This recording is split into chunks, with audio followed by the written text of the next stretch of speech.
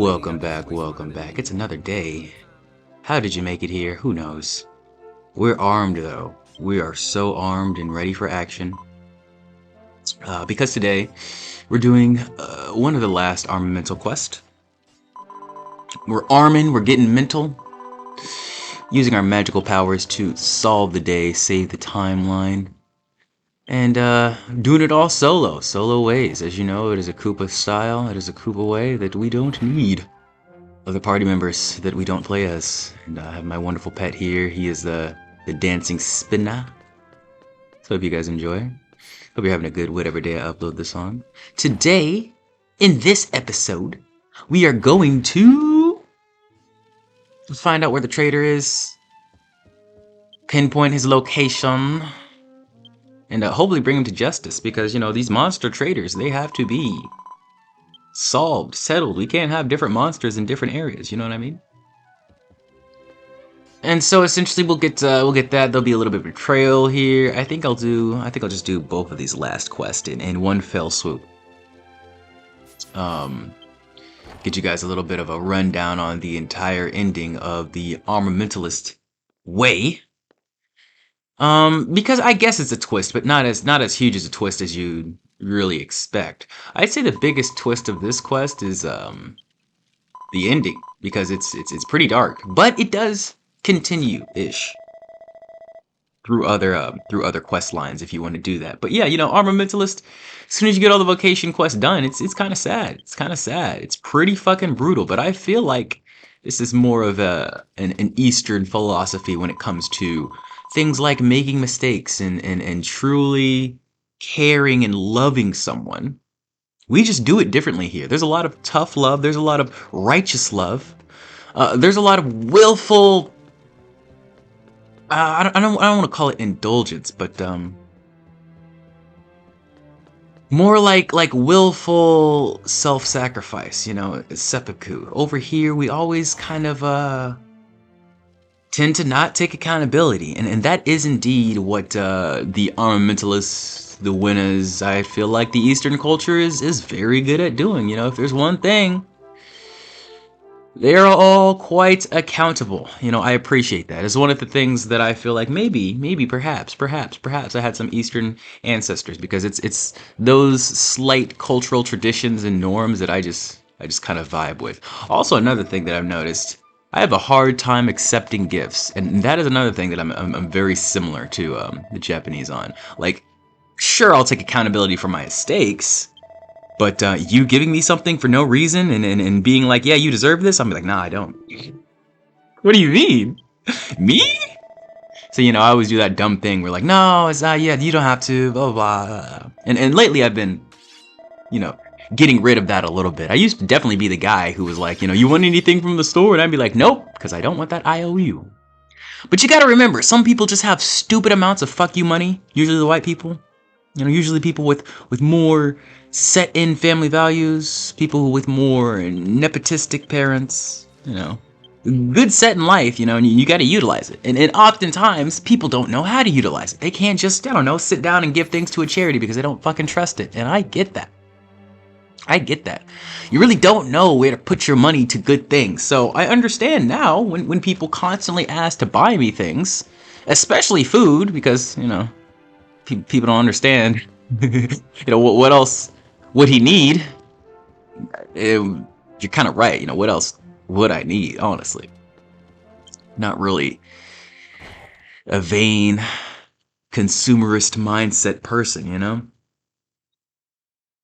But you have to sort of give people that leeway to take care of you, to try to make you happy, and in any way they can, and not be so closed off. Of course, at a certain point in your life, being open is not going to help you anymore, because I feel like being closed off early on, you know, you're not going to learn a lot. But once you've learned enough, you have full permission to close that door. You know, once you have enough experience points, you know, you're at the cap. Let's be real, guys. If you've been fucked over enough, you have all the experience from the being fucked overness. You don't need to go through that again. So healthy boundaries are good to set. And these boundaries are not for other people. This is not for you to police how other people treat you or police what you got to do or what you got to sell. It's for you, you know? A lot of people don't know how to interact, you know, when they have a boundary that they don't want defiled. They got no idea. They got no idea. And oftentimes it's because what most people with these quote unquote boundaries do is usually just attention seeking behavior. Truth be told. Truth be told. They do the, oh, I just want to be left alone thing, when in reality, you want someone to crash out over you so fucking hard that they're impossible to ignore. And then you have to do something. You know, you're waiting for the quadruple text. You know, you're waiting on your dad to hit you. You know, you're actively antagonizing, you know, dragging on the altercation, when in reality, you could just be like, nope, stop, I'm done. Don't even have to make it mean, you know. Just be like, no, I don't want to talk about this right now. I'm good. You don't have to deal with this. And oftentimes, if they're not even that serious of a person in your life, you know, they're not like a girlfriend, they're not like a family member. I'm sorry, guys. I'm protecting my peace. I'm just blocking nowadays. I'm block-a-locking. I'm block-a-clocking. I do not give a fuck. We've reached that stage, man, where this is vital for survival. I'm noticing people in my exact shoes, my exact mental, I don't know, because I'm not in their heads, but very similar situations, seemingly, mentally, physically, spiritually, for a lot of people that are having these legendary crash outs. And I'm like, if I move the needle just slightly, anything could happen. And I'm aware of that. I'm aware that there are medications that I probably should be taking that I'm not. Because, you know, I trust medications just as much as I trust charities, actually.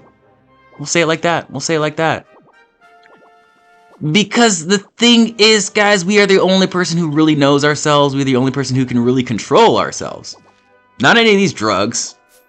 You know, not any of these people or whatever. It's all you and it's all your mind. Those are the only two fucking things you're interacting with. You know? So if you don't take the time to stop constantly consuming, absorbing, you know, getting everything else from everybody else, if you don't take the time to stop that bullshit and really listen to yourself for what you truly need, you're gonna get distracted, you're gonna get confused, you're gonna feel like no one accepts you because you really don't accept yourself, because you don't get yourself. That's the main thing about life nowadays. There's so many things we don't understand, and instead of taking that moment, taking that time, however long it is, however painful it is, to truly unpack and decompress, we fill up more. We let other people tell us how to feel. And people can tell you the facts of the situation.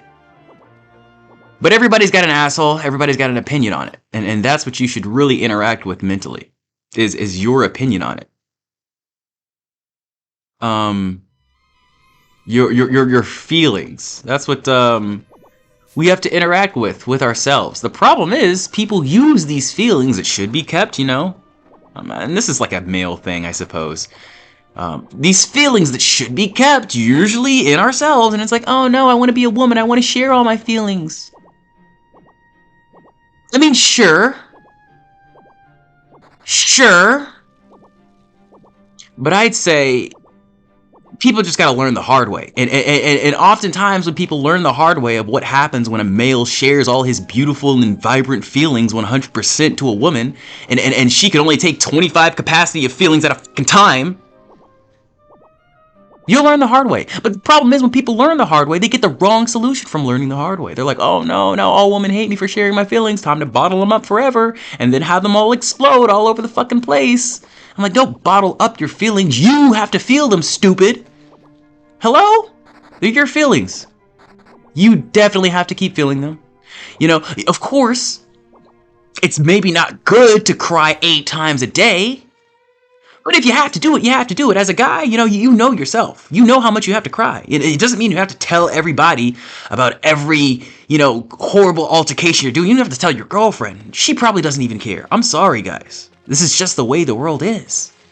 And I've never found this horrible or nasty because I never really liked my feelings. I've always been a very logical person.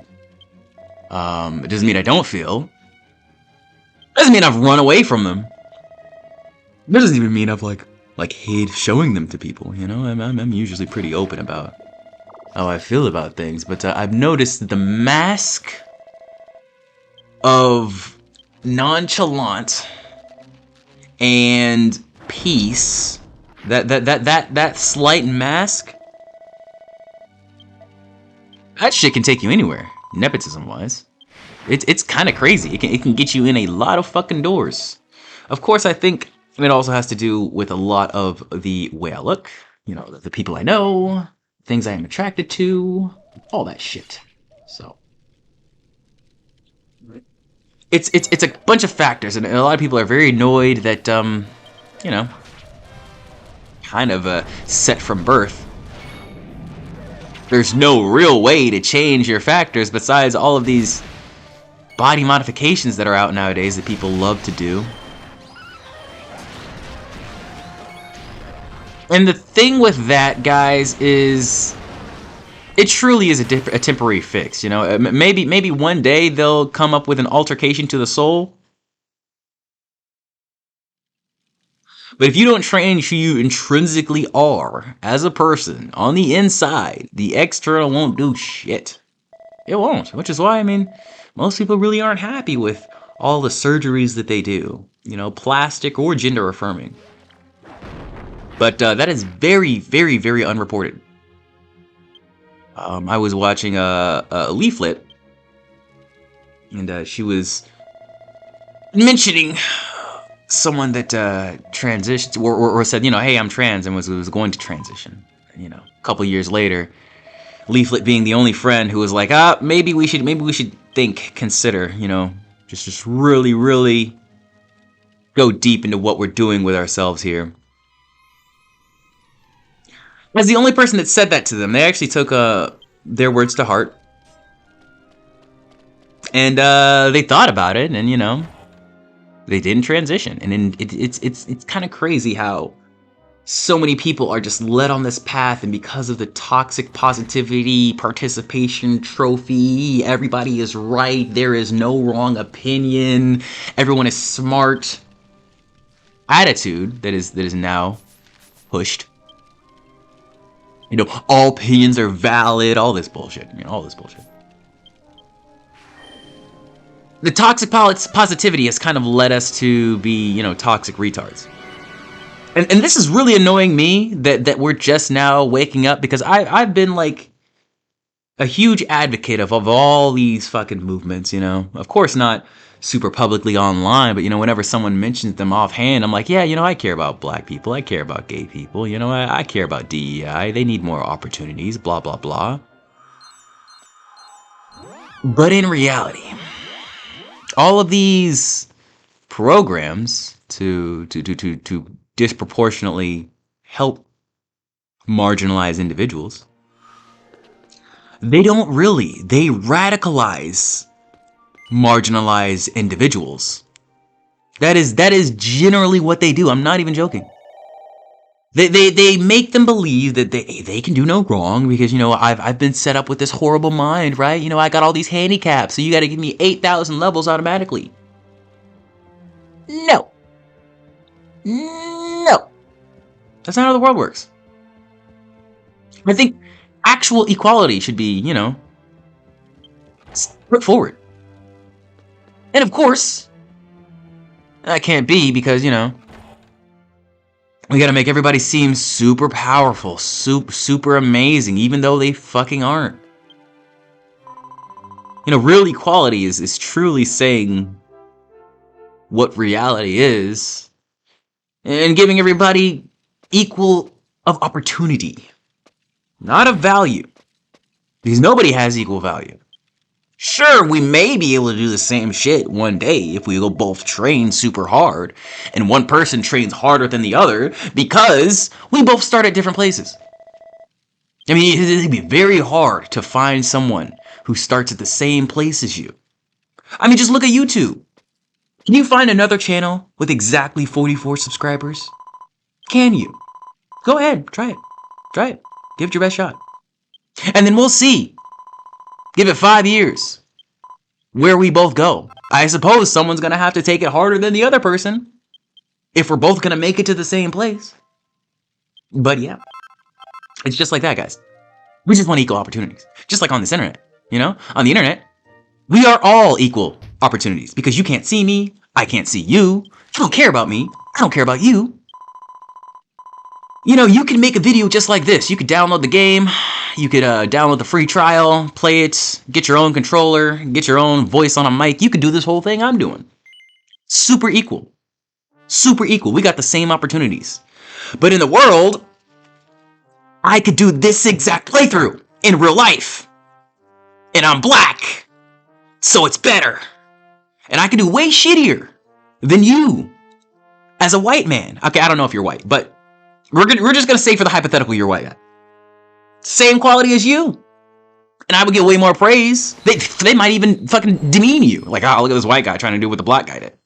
You know, whatever. And then if I do, after you, they can be like, ah, yes, the black guy, he's enhancing what the white guy did. Yeah, I can see. And I'm tired of this fucking climate.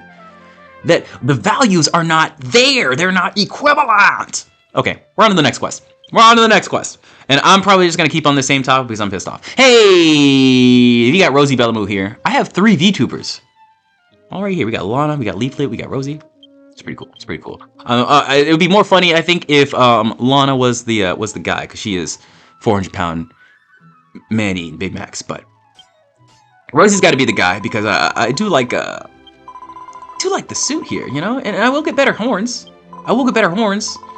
When I get money, because these are the free horns. These are the free horns, you know. So, anyways, last Armamentalist quest. It's pretty simple. We're just catching the guy. First, we gotta go to his little lab, confront him in the dorm, and then we will bring him to justice. Sorry about that alarm there.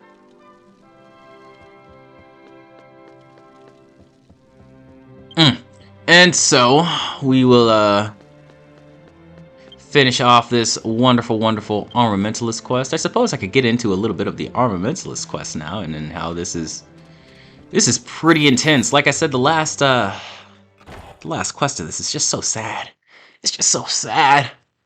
So essentially, you have Unati and Norin, who grew up together, playing, doing, brother and sister, because Norin's a little bit of an orphan.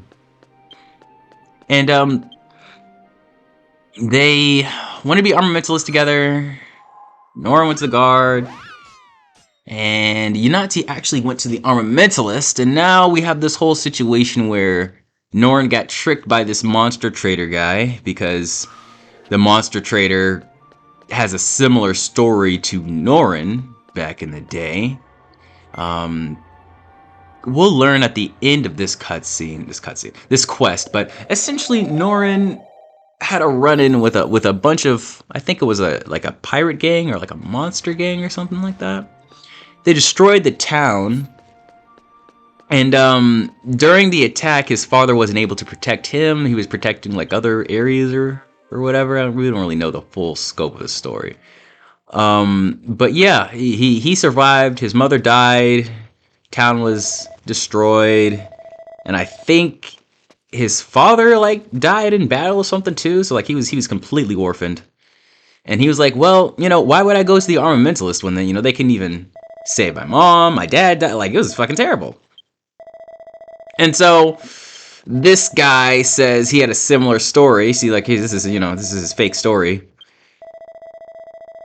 That his wife died from the Armamentalist or something, which was just a huge lie. It was some bullshit. Norin believed it. He got tricked, and he got tricked into basically leading them on into, a wild goose chase in our, I think that was the 4th quest that we were doing. And so we have to catch him, bring him to justice. Zargus is going to be a pretty easy battle, because he just has random monsters, whatever. Go to the cave, catch him. But yeah, after that, we get to Norin's punishment, which is kind of crazy, and we'll get into more of it, like I said, in other quests. I'm pretty sure we continue this line in the guidance. But yeah, it's kind of intense, because he did betray the kingdom, You know, by allowing various monster trades to happen. But, yeah, pretty intense. They just kind of banish him forever. And I get it. I don't want to be here either. I wouldn't be mad, but yeah, bro just takes it on the chin and just leaves. He's like, yeah, I'm good. I do not want to be here. He's got no mom, no dad, no right to a cause.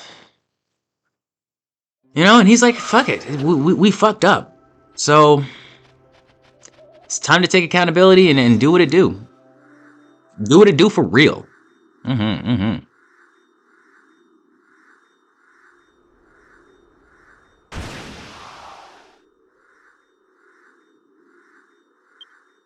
Now, what I really find interesting about Dragon Quest and MMOs in general is the fact that a lot of quests like this, a lot of betrayal situations like this, misleadings, if you will, and RPG quest lines, they're often fueled by like the same things that lead to, you know, general breakups, mess ups,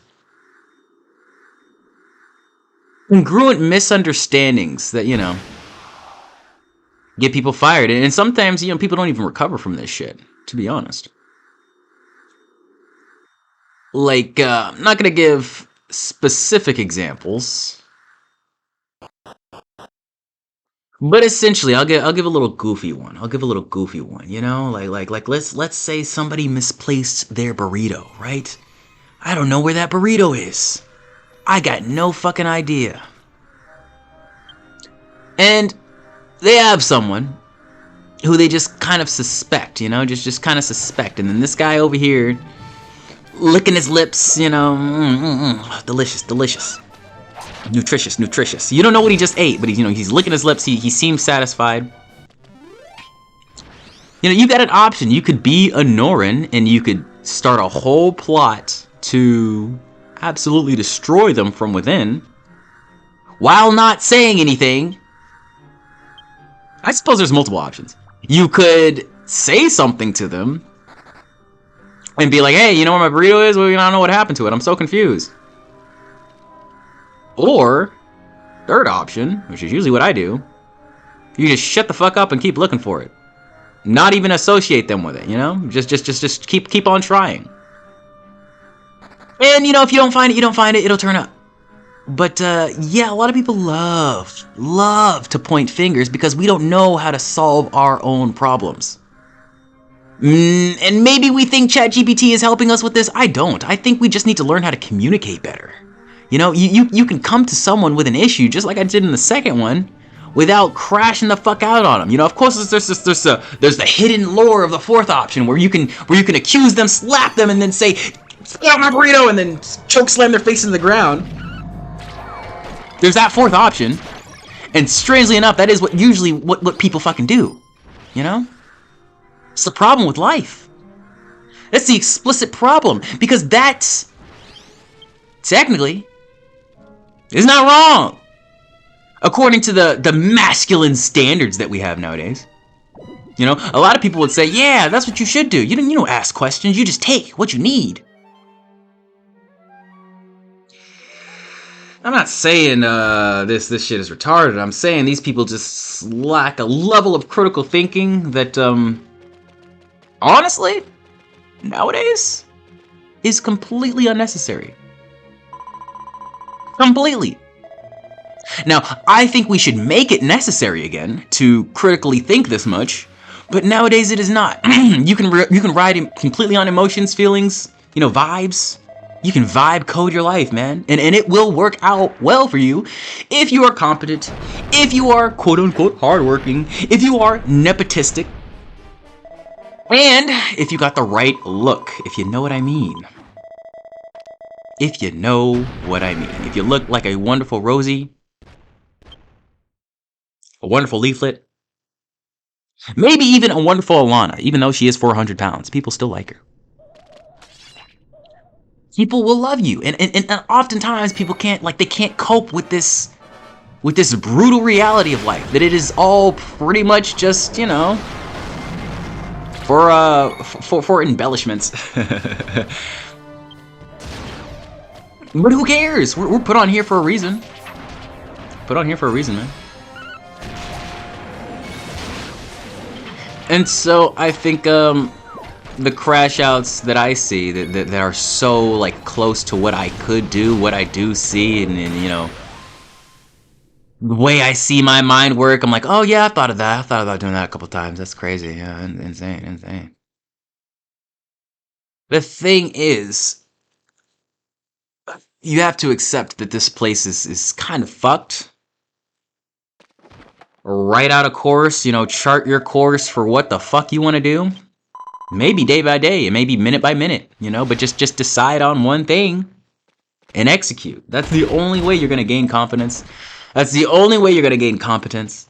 That's the only way you're going to stop yourself from doing something that doesn't benefit you. It just de-benefits other people, you know? Because that's the goal of life. It is to help your own survival, not, you know, hurt anybody else's survival, but, you know, it's a self-serving kind of thing. And hopefully build a community, a family, prosper, maybe make some good art so they can push on to the next generation. But yeah, I'm done. I'm done with just this generation. Also almost done with this quest. That boss is very easy. But yeah, I'm super checked out. The only thing I'm focused on now is the lineage, the next generation. So I suppose that means I have to eventually get a girlfriend. But that does not mean I need friends, I need people. I don't even need my fucking family. I often wait to record these when they are not here, when nobody is here, because Jesus Christ, I'm just kind of done. You know, I don't know if I was ever like an avoidant or an anxious attachment. Now I'm a null attachment. Now I'm good with being attached to anything. I'm mastered the detachment of life. And it's sad that this is where they want you to be. You know, it's sad that I lived this whole, you know, life course of giving quote unquote too much, and when in reality, you don't know what these people need. I don't even know if the love I was giving is good to people, which is why I'm glad I have these videos now, because at least I know who watches them. At least I can tell who gets a like.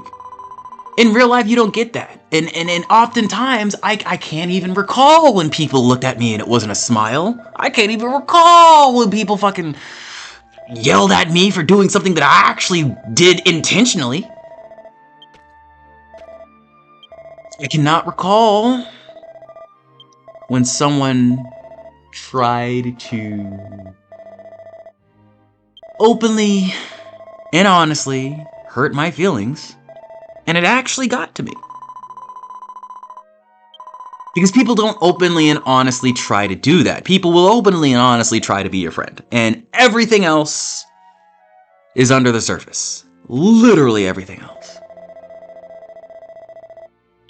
It's very annoying. It's very annoying. And that is just the facts of life, guys. You're not going to get a straight answer from anybody. Not even your mom, not even your fucking dad. It's going to be very hard. You know, if you find like a significant partner who's comfortable enough to tell the truth to you, I'd say you gotta hold on to that shit. And also make sure it's the truth, but that's probably just my anxiety speaking.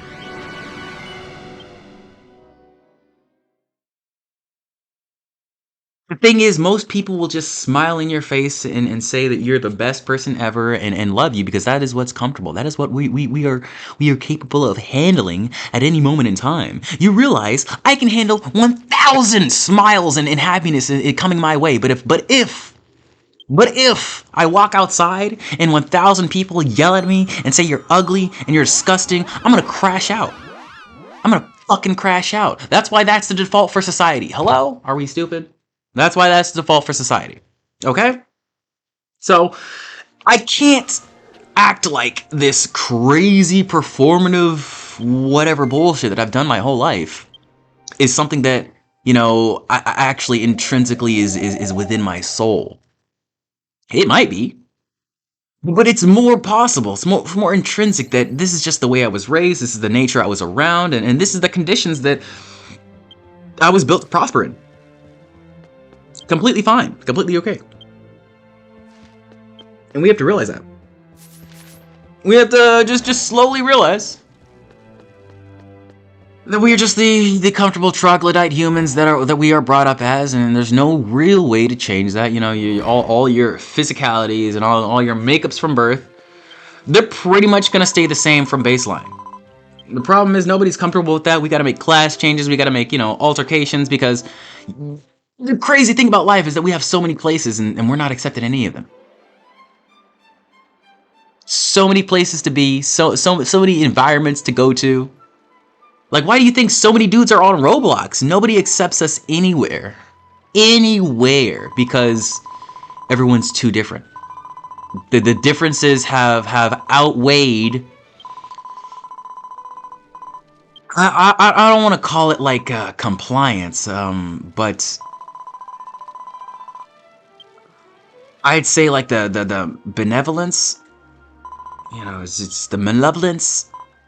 Yeah, just the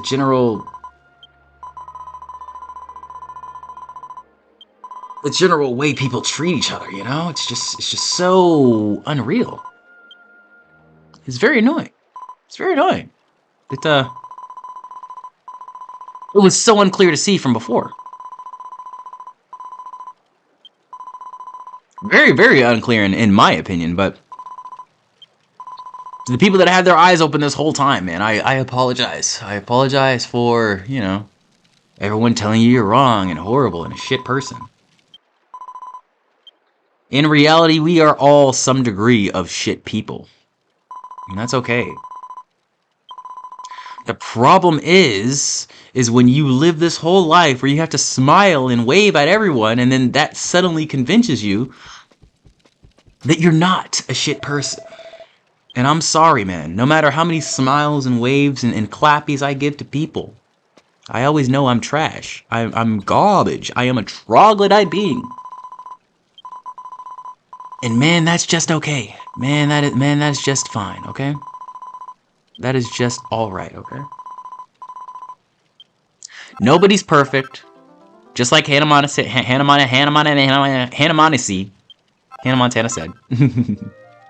Nobody's perfect, and I gotta work it, you know? And I love working it. I don't understand people who don't love working. I suppose that's a roadblock for me. But I really don't get it. Like, how do you not wake up every morning and are just excited to lock the fuck in? I don't get it. I really don't. That's one block in my mind that I just will never understand, you know? The people who can never make it to work on time. The people who stress whenever somebody tells them what to do. And I understand if somebody tells you what to do in the wrong way, it never feels good. And the problem is we have so many leaders that do that. And act like it's completely fine. Like, yeah, I told you what to do like an asshole, but you know, you should just do it. And I'm like, no. We have this responsibility as a society to smile and wave at literally every person, but because I have some sort of power over you, I have to treat you like a piece of shit? Like worse than my dog? That makes zero sense. That makes zero sense. And I understand some people only listen through that way. There's a reason for that. Probably has to do with the whole DEI society now, and the fact that we all smile and wave at everybody. You eat too much of that shit? You eat too much of the coddling of a child. And this shit just don't feel real anymore, you know? You get love, and it just don't feel real anymore. That's a huge problem too. Is that we just get so much stimuli of good. Especially here in Florida, man. Like Florida, everybody wants to smile and wave and say hi to you. And I'm like, motherfucker, enjoy your retirement. Go sit in your house and browse Facebook. Leave me the fuck alone. But anyways, guys, we finished the Armamentalist test. Now that I'm done complaining about old people. 2 hours. I want you all to have a good day. Whatever day it up, son. I'm pretty sure I already said that this time in this episode. But, the fact of the matter is, I need you to have that good day, guys. It's a requirement. It's important. It's important. You see how sad this quest was? You see how sad it made Rosie? Having a good day is important. I'm going to cry. Okay. But seriously, guys, I love you. I appreciate you. Subscribe. And I'll see you next time.